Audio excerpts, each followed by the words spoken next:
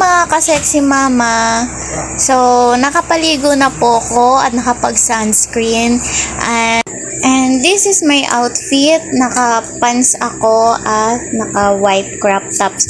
If you want this, ilalagay ko na lang po sa comment section yung link nito kung saan kayo pwedeng umorder. So, ayun na nga. Natutulog kasi kami ng Junakis ko. And ginising ako ng asawa ko dahil pupunta daw kami sa bahay ni mother-in-law and father-in-law. Tapos, ayun nga, nagkaroon kasi kami ni mother-in-law ng misunderstanding or konting pag-aaway. Dahil nung previous kasi, nag-away kami ng aking asawa. Tapos, dahil sa galit ko kung ano-ano yung nasabi ko at sa chat ko naman siya minessage ng asawa ko. So, meron akong nasabi kay mother-in-law na hindi maganda kasi nga dahil sa galit ko sa asawa ko. And then, ayun na nga, hindi naman siya sobrang tagal, mga 3 weeks na siya na nangyari yon. Then pinapupunta daw ako ni mother-in-law dun sa bahay nila ngayon. Nung ginising ako ng asawa ko na sabi pinapupunta daw ako ni mother-in-law sa bahay nila at kakausapin daw po ako. Grabe, hindi ko alam kung babangon ba ako or what, kung tatanggapin ko ba yung paanyaya nila. Pero I decided na sige go, total naman ako naman yung may kasalanan. And eto nga, nakapaligo na ako, nakapag-ayos na rin ako ng konti. Tapos kinakabahan ako sa CR pa lang. Nakatulala na ako.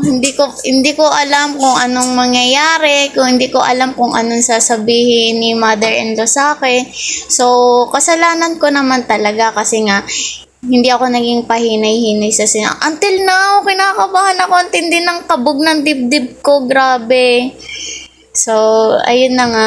Hindi ako makakilos. Parang sumisikip yung dibdib ko kasi nga alam ko pag may kasalanan ako, 'di ba? So, ayun na nga, pupunta kami doon. Update ko na lang kayo. Okay? Dahil asikasuhin ko pa yung anak ko, hindi pa naayos ang asawa ko yung mga gamit niya. And then, sana patawarin ako. Hindi. Okay, sana maging okay na kami ni mother-in-law. Dahil sobrang bait talaga nun. Kasi nung nagbubuntis ako, bilan ako ng gatas yung Anmam. Tapos, bibilan ako ng mga cravings ko. Nung nagsusuka-suka ako, dinalan pa ako ng palanggana nun para doon ako sumuka. Hindi ako pinapakilos. Tapos, syempre, na ganun ko siya dahil nga sa galit ko. Siguro, lokarip tong taong to, kaya pasensyahan nyo na. So, okay, kita-kits muna tayo. Papunta na kami doon. So, mga ka-sexy mama, nandito na tayo sa bahay ni mother-in-law. And so, kinakabahan ako, hindi ako makababa ng tricycle. Ayan po yung bahay ni mother-in-law. Papasok na tayo. Dito na tayo sa loob.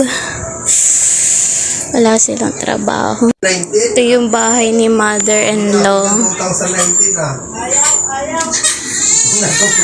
Ito yung CR nila. Naiyak yung anak ko. Grabe mga ka-sexy mama. Wala pa tayong officially sorry. Ito yung kanilang ito yung lababo nila. Ito yung likod.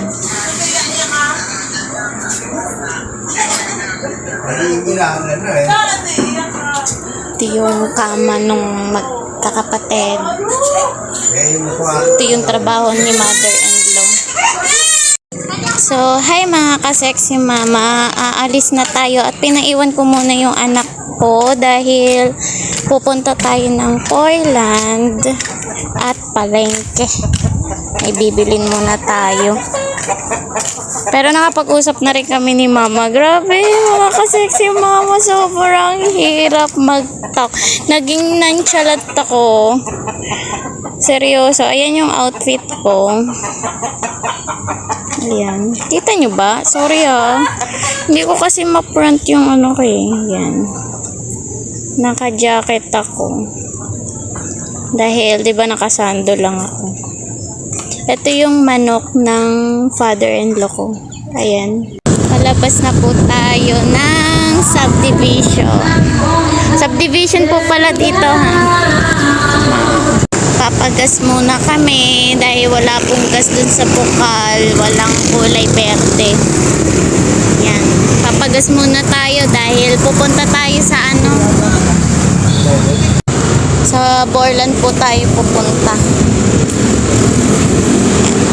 Nandito na tayo sa Borland. Nandito na tayo. Isasauli lang namin yung damit. Ayan. May mga gown dito. So po. Uy, iwanan mo ako, sige. Palis na kami. Punta kami ng palengke. Dito na kami sa palengke. Ano? So, pauwi na tayo at bumili lang ako ng kakainin ko sa biyahe. Wow. Ito po pala yung binili namin sa palengke. Yan. Lumpia wrapper. And pauwi na kami. Ito naman 3.20 at titikman natin kung masarap. Grabe na yung basurahan dito, Ang sarap niya, mga ka-sexy mama. Ang ganda dito.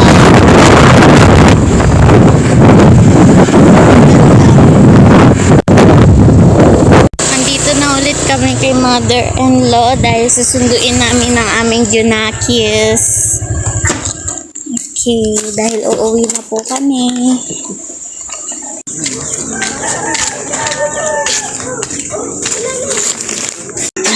Hi! Nakauwi na kami mga ka-sexy mama. So, ikukwento ko na nga po kung ano yung mga nangyari at mga nasabi.